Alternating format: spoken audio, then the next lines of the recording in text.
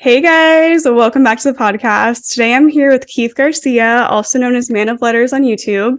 Keyth does a lot of really cool stuff. He's a musician, works with herbs and plants, creates really insightful videos where he applies ancient esoteric wisdom to the modern day world, and is also an author. Did I miss anything there, Keyth? You nailed it. You do so much, really. So thank you so much for coming on today, Keyth. How are you? I'm doing good. Thanks for having me. Appreciate it. It's nice to be back. So I want to talk a little bit about your YouTube videos to start, because I found you through YouTube a long time ago. I think I was going through like some crazy spiritual awakening at the time. And I was trying to understand all these like crazy esoteric teachings. And you were like one of the first people who just really broke it down in a way that was simplistic. It was grounded. It made so much sense to me. I was like, this guy is onto something. So can you talk a little bit about like what led you to kind of find these esoteric teachings? Me and my old baseball teammate in college were talking about the hollow earth theory. I don't know how the hell, like this was like 2010 when I was playing baseball I was playing baseball for San Francisco. And me and my homie were just, I don't know, for whatever reason, we're just all about the hollow earth theory. And we were like looking up how to access it around San Francisco and different stories, and came across astral projection and lucid dreaming as a way of traveling. I was like, what the hell is this? So I like astral projection, and it was like lucid dreaming, and it was aliens, and then it was just, and then the floodgates opened. It's somewhere after that, the Kabbalion opened up from which is Hermetics from, Spirit Science, the show Spirit Science, the YouTube. No, I've heard a lot about it though. People always reference it. One of the creators did a side project. It was like a class on just how to be a master magician. And it was a 10-part class, and all the archetypes that you go through it was awesome. I was stoked. But step one was read the Kabbalion. And I read it and I was like, holy shit. And then from there, I think that was the actual kicker for me. Do you feel like when you read it, it was something that felt like really familiar? Because I felt like when I opened it, I was like, oh yeah, like I've definitely read this in another lifetime. Yeah, the entire book was just like, it was the first book I'd come across that had every teaching that I'd read. Because up to that point, I was looking up everything, like Old Testament stuff. I was raised Catholic, so I'm familiar with the Bible, but I was reading like pagan stuff and witchcraft and all the meditation and all the philosophy, all the alchemy stuff. And then it was just, I read that and I was like, wow, this is it. Like, I don't really need much more than this as far as nuts and bolts go. Yeah, it feels like it's like these principles that come in and it just makes sense with like everything that's going on in your life. And it's crazy. It's like you almost like you can apply anything to these principles, right? So can you tell us a little bit about what these principles are and how they work in the real world? They're not just some crazy metaphysical woo-woo ideas. I'm going to have to give you this super condensed version because you just asked for my book right now. I know. I'm like, can you tell us your whole book? Can you start with chapter 1? Can you start with chapter 1? No, but tell us a little bit about... Let me get some tea. Get some socks. Hold on, my feet are cold. Let me get some socks.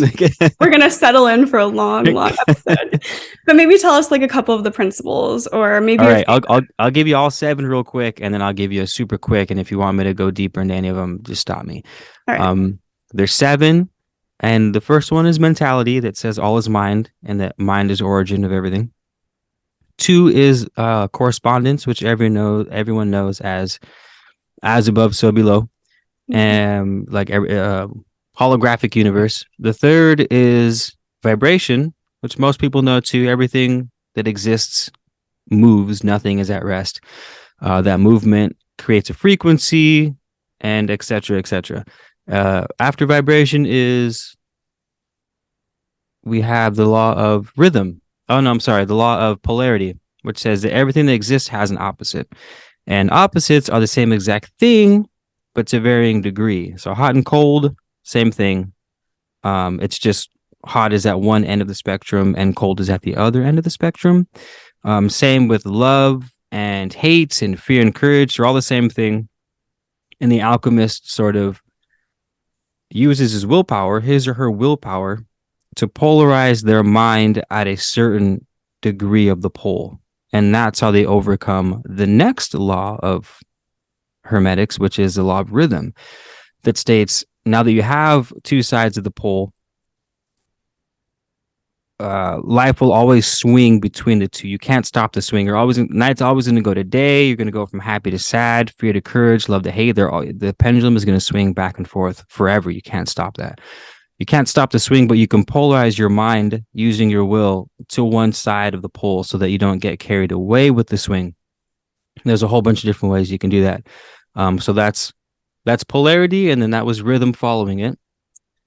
After rhythm is the law of cause and effect, which basically says there's no such thing as chance. Chance is just a word for someone that doesn't understand, that it doesn't see the cause. It's as simple as like you ran a red light, that's why you got hit, or like the butterfly effect. That's all cause and effect stuff. And that one's pretty straightforward. But when I wrote the book, one way I could make the most conceptualize that law towards the most like, that's useful, is seeing a lot of people say that they're products of the past, and they are, but with that mindset, you're associating yourself with the effect. Whereas someone who says, no, the present creates the past, then you're someone who sees yourself as the cause. You can be either one, but which one do you want to be at the time? And are you aware of which one you're choosing to be? Most people are the effect. They're like, I am the way that I am because of my upbringing or because of my parents. And like, that's true. That's all true. But you can be both. You can say, okay, now I want to be the cause of, and like a good way to see that is the boat. Like the boat creates the wake as it goes through the ocean. You don't look at the wake and be like, oh, the wake created the boat. Like, no, that's ridiculous. The boat's going through time and space in the present moment. It's creating the wake out from behind it. And that's a good way to just hold an idea in your mind so you don't get caught up. That's cause and effect. And the last one is gender. Kind of like polarity, but not really. The law of gender states everything that manifests has a feminine and a masculine quality. Not necessarily sex like man and woman. That's a sort of very profane. They call it. They call sex in the 3D realm like very profane. It's like the dirtiest, representation of gender. Yeah. But gender means to generate, to create, which is like what sex does. It's the profane way of recreation.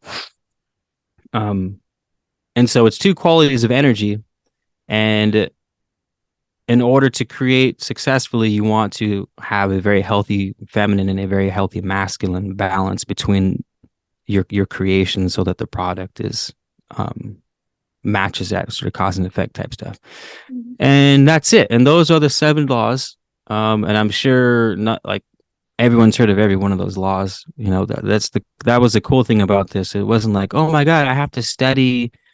Now I got to go deeper into all of these and this author and these philosophies. It's like, no, these are just the nuts and bolts. And it's sort of, you use your imagination to figure them out. Like I use my imagination to write the book, but I'm sure if someone were to write a book, 10 other people, they would have had 10 other examples of how to use each one of those laws, because it's like the sky's the limit, So what was kind of going through your mind when you wrote that book? Were you like, okay, I want people to just get a broader understanding? What were you what were you trying to do with the book? What was your intention?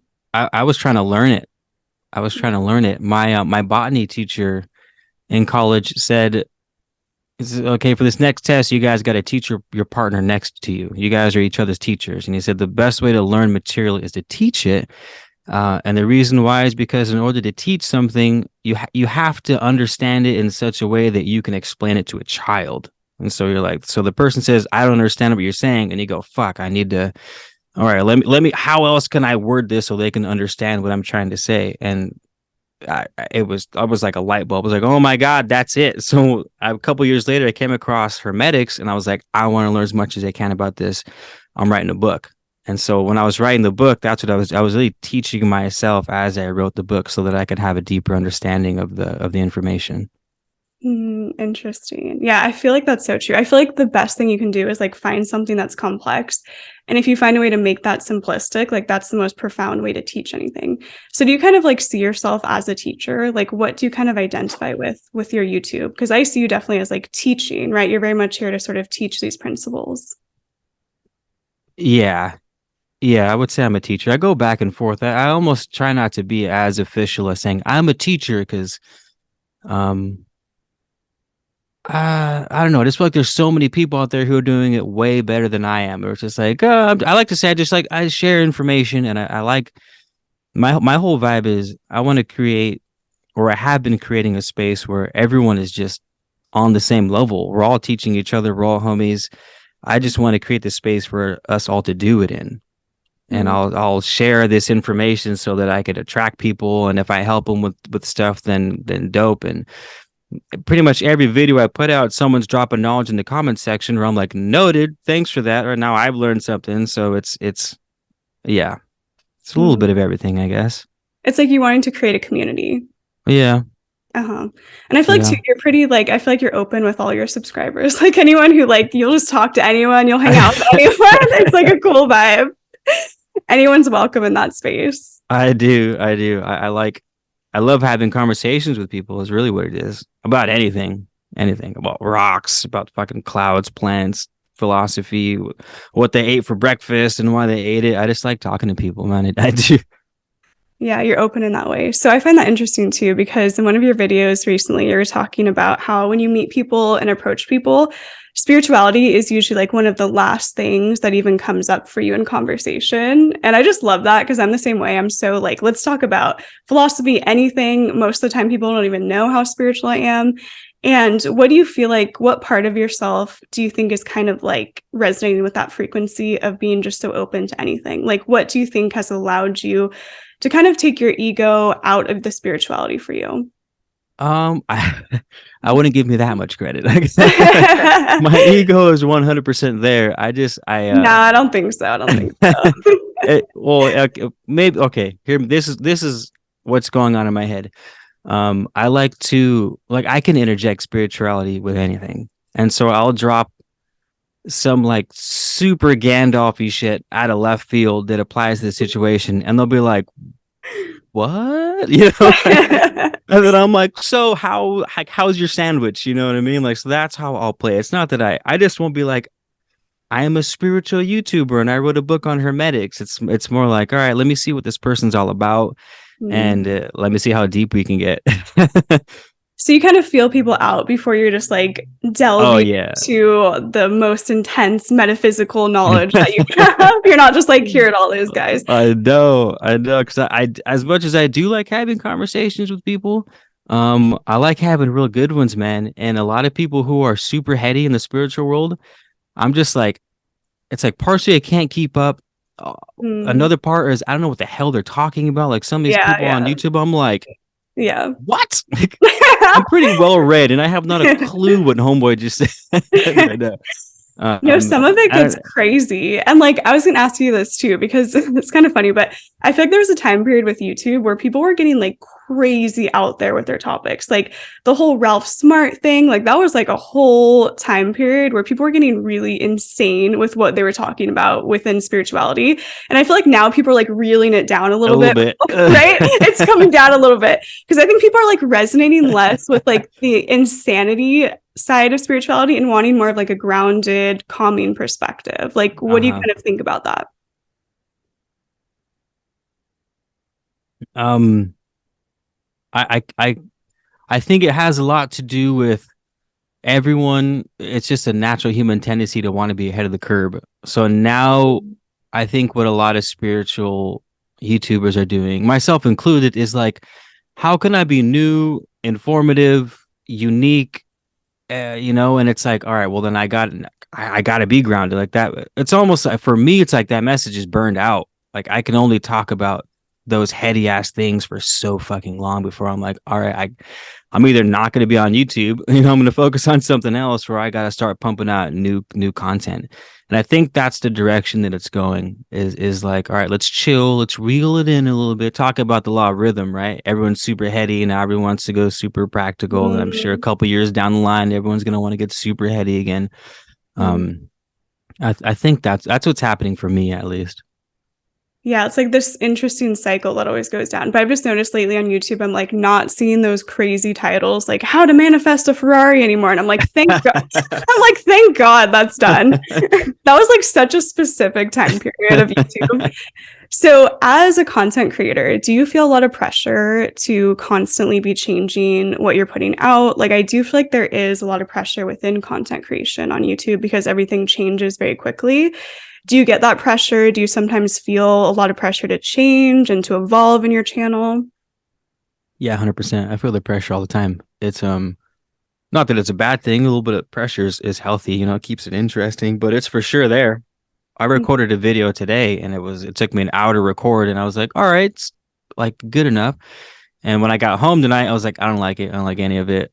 I'm gonna redo it. I'm gonna rescript it. You know what I mean? It's always a struggle. What do people want? Because um I want the channel to be successful and I want it to grow and I want to make some magical things with the help of the YouTube community. So it's like I do. There's a lot of people putting out some phenomenal content, like both in their presentation and just their prepary, how prepared they are, and like how well they just. There's a lot of people that slay, so it's not easy, you know what I mean, to hold people's attention and do it well and do it sincerely and do it authentically and do it in a way that like you're stoked to do it on a consistent basis. It's quite the you gotta learn a lot about yourself, about the world, about people. Like it's definitely it's not an easy thing to get into. Yeah, someone made this video once. I thought this was interesting. They said content creation for them was almost like a spiritual experience in itself because he was basically saying that he learned so much about himself and his flaws and what he could work on. And like it was this whole like almost spiritual awakening just doing YouTube and doing content creation. So do you feel like when you went into YouTube, you didn't have like an expectation and it sort of unraveled this like whole experience for you? Yeah, Mm-hmm. yeah, and also because I literally went in with no expectation. Like now, I want to build, and when I first started, I was just like, I want to make content, and like Yeah. be homies with my homies, and put stuff on YouTube, and like do talks on how to be happy and stuff like that. Mm-hmm. Um, so yeah, I was there. Yeah, what was your main intention when you first started YouTube? Were you just trying to enlighten people or kind of like uplift the Uh, vibrations? it was the same thing. I did that same thing for my botany class. I was taking another class on happiness. The whole semester class was on happiness. Whoa, And I that's know, right? so It was, cool. That's it was awesome. I didn't finish. I dropped out halfway through this. He's like, I guess he's not happy anymore. He lost his So, happiness. like I think that was the only class I've ever dropped out of. all of all of university was the how to be happy class. Oh fuck. But that was the first video. I was like, I want to learn how to be happy. So I went through the whole book and I wrote down a bunch of bullet points because I was like, I teach it to know it kind of thing. And that was my first video. And I was in Santa Barbara up in Rattlesnake Canyon. And I was just on my rock. And I had this shitty little, like, it looked like a phone camcorder. And I put it in my shoe so that it could stand up. And I put it in a nook in the rock in my shoe. And I was just like on the boulder doing my talk. Yeah, I feel like your videos have this very like carefree sort of vibe to it. Even though obviously there's a lot of preparation that goes into content creation, I do feel like there's a part of you that just wants to give off a very like carefree and sort of open vibe as well too. Yeah. And what would you say to people about like happiness? Like that just came to me as a question. Like how do you kind of find, how do you find that happiness in yourself? Like I feel like that's a huge like how do you even get to that space? Ooh, I know it's a lot. I know it changes. It changes, It yeah. changes because there was a like now I have a family and I have a 3-year-old. Mm-hmm. And so it's like I can't necessarily do all the things that made me happy. Like when I was in Santa Barbara, I was watching the sunset 4 or 5 times a week, like out there for hours not doing shit. I worked probably 10 to 20 hours a week. I didn't have any bill. I just had rent and food and party money. Like that's all I had. Rent, food, party money. And that's it. That was my overhead. So like I didn't have to do much. I could sort of skate by. I could wake up and I'm gonna go to the mountains this morning. I would go to Lizard's Mouth up in the mountains, Yeah, I or love go Lizard's Mouth. right. Yeah, yeah. Go to State Street on a whim and have a beer and a movie. Like it's and now it's like it's a different kind of happiness. Now it's like I got to grind a little more. Mhm. I have more overhead. Now I have someone to look after. So now like a real deep seated happiness is my son, like him laughing or learning a new, like I was walking down the kitchen and he goes, "I love you, daddy." And I was like, Oh, ugh. your It's heart. like, I was like, "I love you too." He's all, "I love you too. You're welcome." And I was like, "Oh my God." Like, all right. So it's just, it meant happiness changes. It's fucking like you got to constantly be like, get what's your minimum. Like your minimum is you need to keep your body moving. Like you got to go to the gym. You got to get out of your house. You got to go to the beach or a mountaintop or a hike. Like those are things you cannot skip. Like people say, you can't, don't skip leg day. Like you can't skip leg day. You can't fucking skip the outdoors. There's YouTube and there's TikTok and there's Instagram and there's Netflix and there's your job and there's your bills, and it's just like your conscious mind is on rapid fire, and everyone's anxious and they're depressed, and nature is like, exercise and nature are really easy ways to like have gentle, peaceful stimulation. You know what I mean? Because it's like you can't churn off stimulation. Like you're not going to be a monk on the mountaintops, you know? And so you got to find ways where you can get stimulation, but it's gentle and it's like ease and grace, you know? And working out does that. Going for, even if it's a couple runs around your block, like it resets your adrenals and it resets all your serotonin and your melatonin. Like you sleep better, you wake up better. Um, like, and that's it. Like and then just do shit that makes you happy. You know what I mean? That's where the self look comes from, you know, like I can't tell people specifics on how to be happy. That's where the imagination comes in. That's where the creativity comes in. That's where the self-awareness comes in. Um, and just keep trying, never give up. Yeah. What do you think about the idea of like feeling like once you reach some sense of like enlightenment, you think you're going to find this happiness? And like something I've been thinking about a lot is like that's almost a facade in a way, because I think you can acquire all this spiritual knowledge and quote unquote enlightenment and still not feel that happiness that you think you're going to seek. So maybe there's something about like trying to seek something too much can do the opposite effect of happiness. Does that make Yeah. sense? Yeah, it does. What do you think? How would you define happiness specifically? I would see happiness as just feeling like you're kind of following your purpose and like your bliss. Like I would see happiness as feeling like you're doing something that's giving back to the world, and like you're feeling like you're helping and guiding, and happiness as feeling like you're in this good synergy where things are going well and just like a flow of life almost. To Uh-huh. me, to me, I think happiness comes a lot from like purpose and feeling like you're doing something purposeful in the world. So that's like how I kind of perceive it. How about the success of your purpose? Do you think that has anything to do with your happiness I think personally? I think unfortunately, like in the material world, it does, because then you can be able to buy the things you need or pay your Hmm. rent or whatever. But I think like if we're talking about maybe the spiritual plane, I don't think so, because I feel like some of the happiest times in my life have been when I've been like barely working and barely had money, you know? Yeah. But it's funny that this is what I did the video on earlier today that I'm not sure if I want to post. Um, I was trying to make the argument that finding happiness in the material world is a spiritual thing. Because on one hand, everyone says, like, it's all mine and we're all one and we're mirrors of each other and I'm you and you're me. You know what I mean? Of this Yeah. whole like, Yeah. Yeah. but then they like demonize the physical world. I was like, Totally. what time out? Well, I thought we were all talking about as above, so below, as below, so above. Totally. And all of a sudden that shit goes out the Totally. window. Now it's only Totally. as above and not below. So it's, Wait, okay, so talk a little bit about as above, so below, because I was talking about this in my podcast earlier too. Tell us like what exactly is this principle? Like, can you dive a little bit more into it? Because I think it's one of the most important ones, maybe the most important. all right. So the Hermetics calls it the law of correspondence. The Mhm. Hermetic axiom of the law of correspondence. I need So like a little fancy. wink, Where's my wink like audio at? Um, and yeah, it's basically as above, so below, as below, so above. and it says that the heavens mirror the earth, and the earth mirrors the heavens. Mhm. Again, to varying degree, right? It's the same thing, but to varying degree. Um, and the science calls it sort of they'll call it the holographic universe.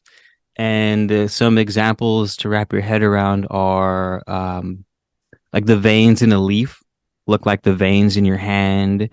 Or if you go to a river delta where the river empties into the ocean and you look at it from the sky, it does the same thing at fractals. The water follows that fractaling pattern. Or they have these images of the universe and the clusters of galaxies, and they all form neurons. So the universe, like a section of the universe, looks identical to the structure of the neurons in your brain, which look like tree roots in your hands and river deltas, just on a 3-dimensional space instead of a 2-dimensional space. So that's the fractal holographic universe in the physical. But then, because the heavens match the earth, all dimensions of existence have to follow these 7 principles. So we can look at someone's emotions. And so like law of correspondence says that corresponding means everything corresponds to everything else. So you can look at someone, and this is one of the things that I write in my book, is if you like having conversations with people, why I like to ask a lot of questions is because if you get them to define the world, you get them to define their specific world. Mhm. And like if they say, well, it's a dog eat dog world out there, then you know exactly what that person thinks, what they're, or not exactly, but you can almost predict the future on this person. Are they going to be successful in this situation or that situation? Or if I ask them for help in this, what are they going to say? Or can I rely on them if the fucking zombie apocalypse comes? Like, absolutely not. If there's a dog eat dog world, I'm staying the fuck away from that guy. You know what I mean? Do not leave me with dog eat dog, man, if the zombies come, basically.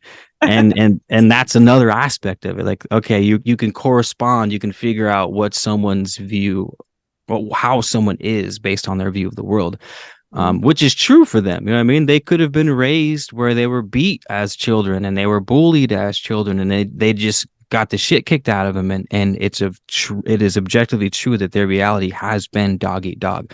It's not that it's good or bad.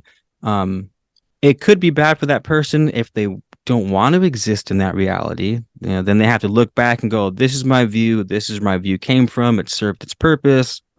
Dope. Thank you. I'm alive. All right, now let's change courses here. I don't want to do the dog eat dog. I want to do the communal thing, or I want to do less of a dog eat dog. You know what I mean? And so, or most importantly, we can do it on ourselves. So law of correspondence says, all right, now you can learn how you operate. What's your viewpoint on the world? Do you have a dog eat dog? Are you super positive? Are you super negative? Like, and you can do that by your view on the world, because you're sort of painting the picture from your insides out onto the exterior, and it just bounces around to everything. Like I'm sure if you dosed some ayahuasca or were hitting the J with the homies in a circle and you just had fun with it, you would think of 1,000 ways of how things correspond. You know what I mean? Again, the sky's the limit with these laws, which is why they're so dope. Yeah, it's also cool. I love how they start so simplistically, and then, like you're saying, your imagination can just like run wild. Like, do you think when they were writing this, I mean, obviously we'll never actually know the answer, but do you think that there was some intention behind that? They're like, let's keep this as basic and simple, and over time, people will just add their own meaning to it. Verbatim, at least the Kabbalion. So Mm-hmm. I keep referencing the Kabbalion, which is like a distilled version of all the corpus hermeticum, which is like the body of hermetics, your corpus hermeticum, and the Gnostics and alchemy, like the teachings of Leonardo and Isaac Newton and all those dudes were on that alchemy tip. And the Kabbalion was written in 1909 or something like that. And it's basically, it distilled those 7 laws from all that material. And it was written by the quote unquote 3 initiates. They don't actually give their name to who wrote it. Interestingly enough, you think they'd want to take credit for something like that. I know. Anywho, they say they're super anti-religion, and they wanted to keep it the Hermetic quote unquote philosophy because philosophy tends to aim for truth, and it tends to criticize dogma, even though philosophers are notorious for like being locked into like my way is the highway. Yeah. But we're human, you know, like how can we Yeah. not? I have Yeah. times have Yeah. been like, no, you son of a bitch. I know. Hermetics.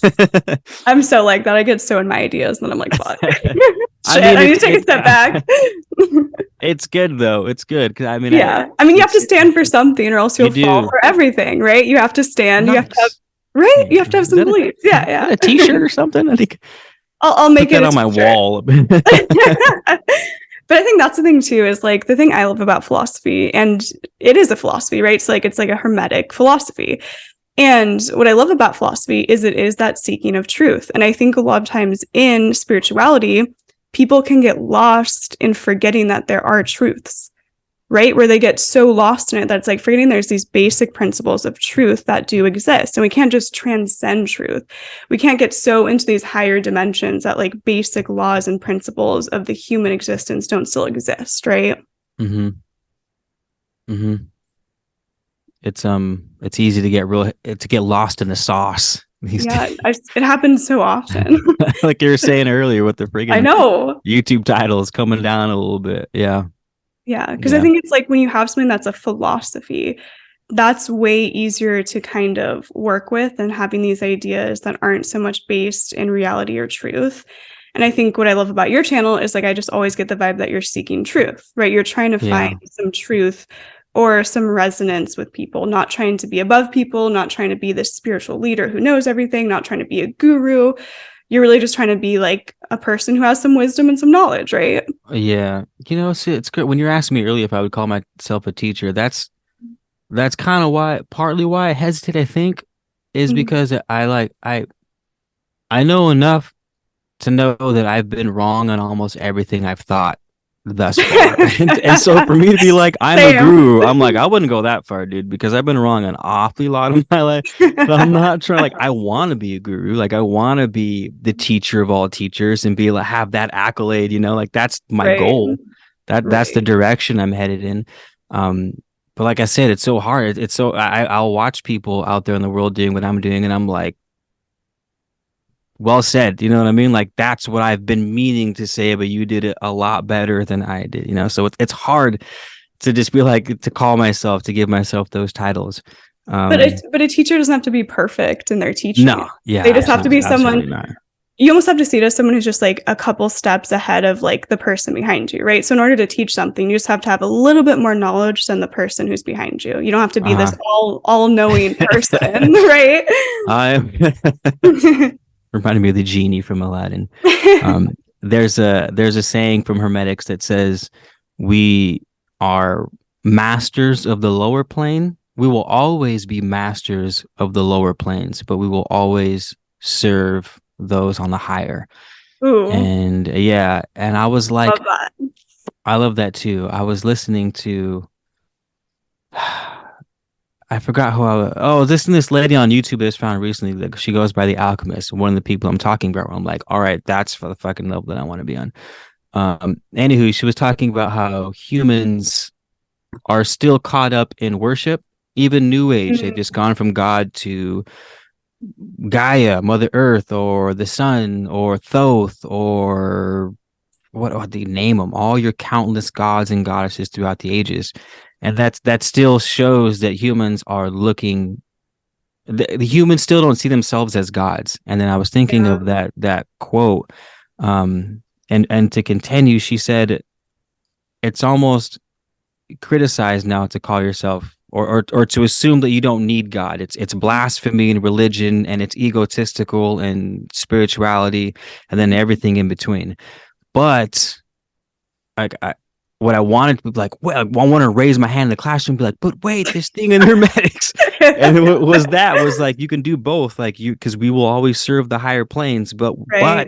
we will be masters to those below. So you're always, there's always a balance, but it's like, all right, I want to be a little higher now. Because you don't transcend law, you rise above it. So that's the teachings. It's like you can't escape the pendulum, but you can rise above it. and there's another pendulum up there, and then you rise above that one, and there's another pendulum up there, and it's like, all right, you're still experiencing the same things, but to varying degree, which is polarity. It's like you can't escape law necessarily. It's just it has an infinite amount of forms all the way up back to source or to whatever you want to call that. So maybe it's almost like mastering the self. Like it's not like you're trying to become a god or become on the same plane as God. You're just really trying to master yourself through these principles. You're trying to master everything, really. I would say that's the goal of anything alive, period. Even trees are trying to master their surroundings. They have deeper roots. They make associations with fungi so that they can get more nutrients from the soil. And they've evolved into attracting birds and insects into pollinating so they can produce more. Like everything is trying to master existence. And that's what these laws do. It's like you're trying to become a master of everything around you, at least on the level, the dimension that you're existing on. And that's not egotistical. It's not. It just is what. Like, what else are you going to do? Are you going to go backwards? Are you going to be a servant to everything? Are you going to devolve? Like, you can't stay still. You know what the law of vibration says? Stillness doesn't exist. You're either growing or you're dying. Like, you can only go in one direction. You know. Yeah, I'm not sure how did we get on that? It needed to be said. And it needs to be said. I think it's interesting too, like that idea of constantly evolving, because it's true. It's like you're going to get to one place, even in spirituality, you're going to learn something, master it, get bored of it, and move on. You know, similarly to YouTube, you're going to do something on YouTube, master it, get bored of it, and want to try some new content, right? And so I think everything in life is like you get to one space where you learn something and you get to the end of the cycle of needing that knowledge. And then it's like you have to up level and up level and up level. And what's interesting too is like, do you think that's almost kind of like what your book was too? You're like, okay, I'm trying to kind of like up level these principles. Level up? Oh, for sure, yeah, level up. Level up For the sure. principles. Would you ever write? I'm like, at 2.0? Can I give it a shot? Is that Keyth? Can I Hermes? Can I go ahead and give it a? I'm gonna write this book. Let me know how I do. Wait, okay. I'll sign you a copy. Send it to them in the heavens. I'll send it to there you go. Light one on fire in the back, and I have to ask, do you ever feel like you connected with those sort of like people? Like, do you feel like they ever came to you in dreams, or did you have any sort of spiritual connection to them? Nothing that other than making my audiobook of the Emerald Tablets, which I guess was a pretty powerful thing that I did, was super dope. Wait, can you talk about that a little bit? I recorded an audiobook of the Emerald. So the Emerald Tablets is part of the Hermetic corpus, and it is quote unquote written by Thoth the Atlantean on these indestructible green tablets. And on these tablets, it's just a whole bunch of sorcery and witchcraft. It's basically the polar opposite concerning woo-woo from the Kabbalion. The Kabbalion is like correspondence as above, so below, and the Emerald Tablets would have like a paragraph of some wild sorcery shit saying the same thing. So I made a audiobook of the Emerald Tablets for my YouTube channel, and it was just so much fun because I had to read it out loud, and then I probably listened to it 20 times when I was doing the editing, and then I put the music in, and then I chopped it up. So it was just like, I don't know, there's something about that text, the Emerald Tablet text, where you read it and it's just like, you can read that thing 100 times and you'll find 100 gems, not like tiny things, but like 100 gems. And that was probably the biggest tie. Like I never had dreams about gods, and I dream a lot too. No, I haven't. Interesting. Interesting. Yeah. You're gonna start. I'm down for it. Yeah, we're like, we welcome the dreams. I want to talk to you a little bit about dreams, actually, because we were talking before this about your Blue Lotus and going into dream work a little bit. Do you feel like there's a lot of healing that can be found through dreams, or how do you sort of see your own dreams? Yeah, there's a lot of healing that can be done through dreams. I think that, see, the tricky thing is if you're dreaming about it, if it's a fix you need to make, and it's sort of one of those dreams where like, all right, I'm addressing a problem. The reason why you're dreaming about it is because you have tucked that bitch so far down inside of you that you forget it's there. And it's like a way for your subconscious mind to be like, yo, you need to deal with this. And so it's like, on one hand, dope, I got the message and like I have a starting point. But it's going to be really hard because the reason why it's in your dreams in the first place is because it's tucked. So like it's like damned if you do. It's like what does the Hermetics say? They say it's best not to start, but once you start, like you better finish. Yeah. That's how it's listed, and that's how the dream world works. It's like, all right, you got the message, but it's have fun. You know what I mean? Yeah, good luck with that. Have fun. Yeah, it's like you have to unravel like the depths of your subconscious. And it's scary. It's or it's just like insurmountable. There's some things where I'll dream about. I'm like, how do I fix that? Like I don't even. Like, there's just one reoccurring dream. I swear to God, I thought I fixed it. So the reoccurring. So I told you I played baseball in college. Mhm. I always, to this day, at least 2-3 times a month for the past, I don't know, 12, 13 years. It's a dream where I'm playing baseball, and in some shape or another, I'm unprepared. Uh, like my cleats don't fit, or I can't get them on fast enough, and I'm up to bat, or my catching glove keeps falling off, or I'm late to the game. I had one last night where I was late to my game. But this one time I thought I overcame it. This was a few years back, and I had the dream. In this particular one, my jersey was dirty, and I was trying to wash it in these washing machines, but there was like washing machines on the ceiling facing down, and I couldn't figure out how to get the coin into the slot to wash my jersey. And so I was carrying my wet clothes. They were heavy, and the water was dripping onto the floor. I was walking to my game, and like my jersey was in my hands, and I was walking in the middle of a highway, and cars are zooming by me, and the wind is blowing against me. It's Oh just like no. classic, like everything Classic. stacked against, like classic. And I looked at my jersey, and I was just like, I was like, I was like, fuck. And I just dropped all my gear. I just dropped all my gear, and it hit. And as soon as I dropped it, the whole dream was like, was that gray melancholy, and it just turned vibrant. The cars were gone. I was still in the street, but the cars were gone. It was blue, and the grass was green, and the sun was bright and yellow, and there was like birds flying.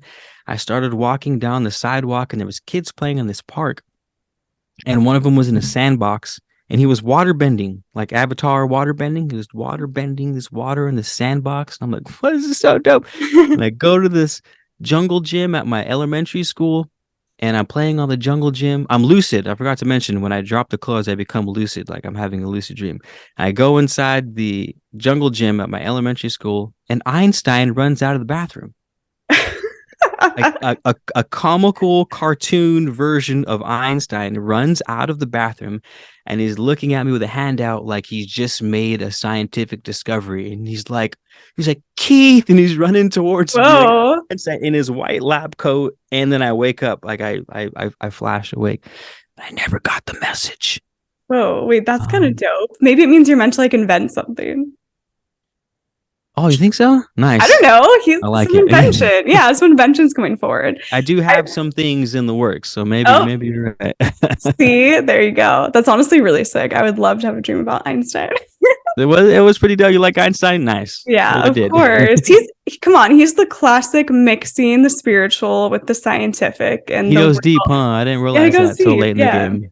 Yeah, I feel like people don't realize that there's a lot of sort of metaphysical stuff going on in his world. Mm-hmm. Yeah, I think he even references Tesla a handful of times, doesn't he? he does. Yeah. He was Nice. deep. I feel like he had to have like low key been into the esoteric. Like he was into some shit. Right. Or Illuminati, one where I mean, the dude Yeah, invented the atomic bomb, didn't he? Wasn't he working on the Manhattan Project for the atom bomb? I think so. Yeah. He was Like, into a lot of shit. I'm like, yo, Einstein, you need to chill, man. Like, Reel it in a little bit. really? Yeah, really? Reel it in. So for you, I want to ask too, because like I feel like you do have a very like, probably correct me if I'm wrong, but a logical sort of side to you as well. And do you feel like when you got into spirituality and found out about all this stuff, was there a part of your mind that was like, whoa, is this real? Can I really trust this? Oh, Or it did still you? is daily. Yeah, Yeah, 100%, 100%. And right. I sort of lean into that now, Mhm. maybe too much because it's almost my brand slash niche, at least on my YouTube channel. I mean, I'm that way by nature, but I think I've been leaning into it a little too much, like to my Mhm. own detriment. Have I been leaning into that these past couple of years? Mhm. But yeah, certainly, certainly. Yeah. It's almost like being like a spiritual skeptic is how I see it. Yeah, yeah. It's just I don't know. There's a lot of people out there that you can tell they're just saying they're making the titles and thumbnails they need to make and the descriptions and the bullet points that they need to make. Um, and it's like I want to be convinced. Like I don't want shit to be lukewarm, you know what I mean? So it's like, do you believe it or not? Like do you have personal experiences where you can where I Mhm. feel that you're being truthful, you know, or not, you know what I mean? So it's like I don't know, I'm just tired of like bullshit. I I want know. something real. I want something I can sink my teeth into. You know, there's so much that you can prove that's magical, and there's so much out there that's like verifiable and it's magical. You know, like let's lean into that. You know, let's lean into that. Yeah, like finding the truth within spirituality, like you have to sift through so much bullshit. Mm-hmm. Like there's like all Discernment. the star seed. I'm not saying I don't believe that maybe there's something about star seeds, maybe there's some truth in it, but it's There hard is for for sure. Yeah, yeah, yeah, yeah, right, yeah. like there's truth in it, but it's also hard for me to feel like that has much merit or value in our daily life to be talking all day about star seeds, right? See, it's that's that, and that's the I think the value part is like Mhm. I'll eat up hard some starseed content from like a really good starseed content creator.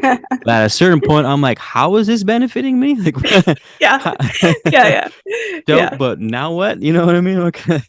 Yeah. And I think Um, that's what comes back to the hermetics, right? Is like there's all these applications for it and you just can't deny the truth in it.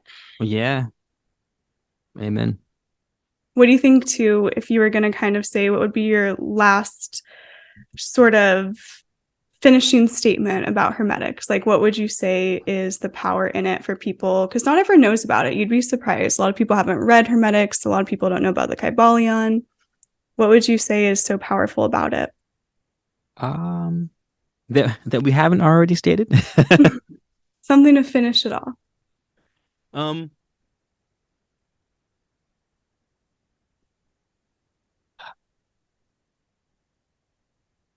well, I'll say for at least if I were speaking to myself, Mhm. um, like back in the day, I would say Keith. Um, it's fun to get heady and to get super woo woo and to push the limits of like what's believable and what's real and like what's magical. Um, but at a certain point, like, you're gonna need your anchor from which to operate on, from like having good relationship with your friends and your parents and your coworkers or the band you're trying to put together or your content creator. Like you're gonna have to have a home base. It's simple. It's easy to comprehend and to wrap your head around. You can get the gist of it in half a day. Um, so do it. At least give it a shot because a lot of stuff is based has a heavy religious base to it and with religion it's like everyone's got their own take on it and their own interpretation on it and their own like swing, and specifically the hermeneutics were designed as a philosophy to not get caught up in dogma and to not get caught up in 1,000 different versions of the truth, which gets confusing. You know what I mean? Like everyone's truth is valid. You know, that's that one side of the spectrum. You know, the pure potential. But at a certain point, you need to balance it. You need to anchor in the etheric, tether the etheric to the reality that you're in. And the Hermetics does that with flying colors. And not only that, but we're talking all the greatest minds of history were all into Hermetics, like from ancient Chem to like shamans in the New World to Africans and the Old World, and like the Renaissance era was loaded with Hermetics, Da Vinci, like oh man, it's just it's a treasure vault, a gold mine of information that all the greats use. So give it a shot. Yeah, I like when you said anchor because it's like you need something. Anytime you're diving into the spiritual world, you really need something to anchor you and keep you grounded in the physical plane, or else you're going to really get lost in a lot of sort of crazy stuff.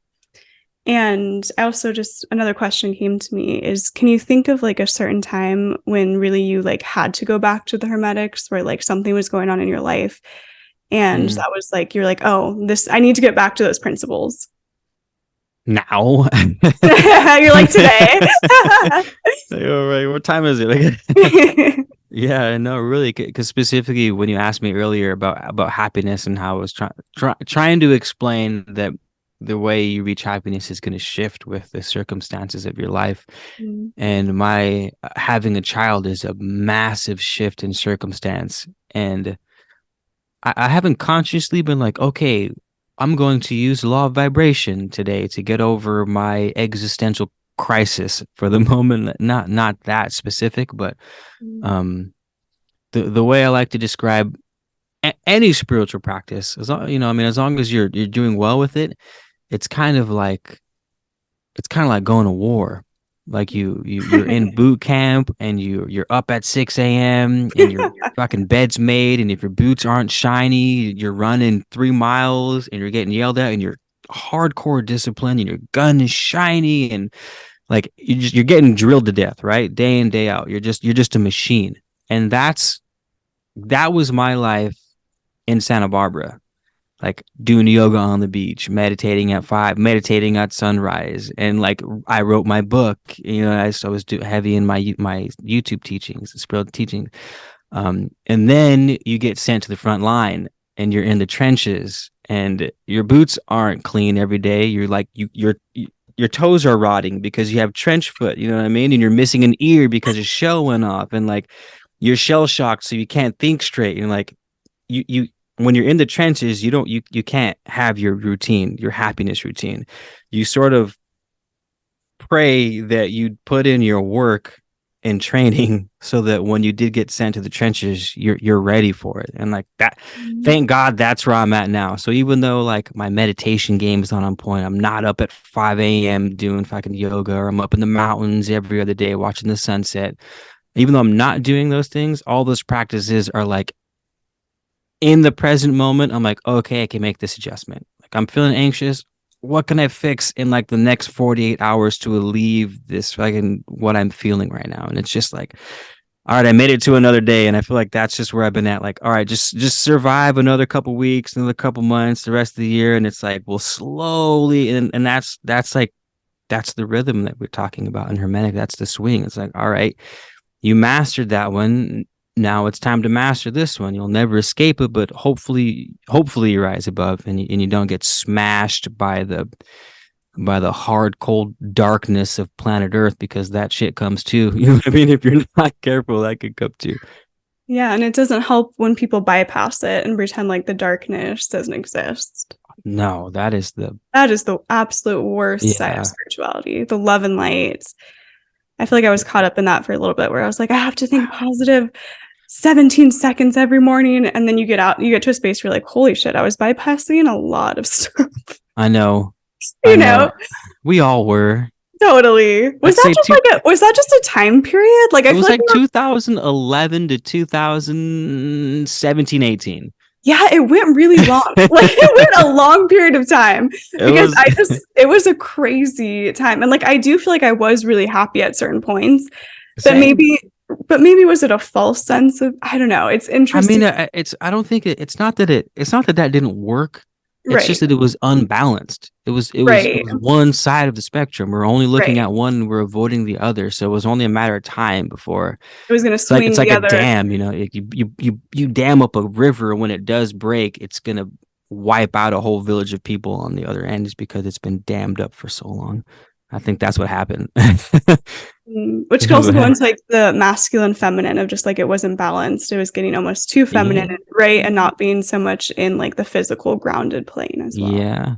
Well, isn't that interesting how it kind of unfolded? Because then it It is became interesting. toxic masculine. You know what I mean? Yeah. See how it's sort of like Yeah. pendulum ever swings, right? You can't stop the swing. So the alchemist is the one who balances the swing, who goes, and every moment is like, quality of energy do I need right now? And do I need a passive kind of energy, which is the feminine, or do I need an active kind of the energy, which is the masculine?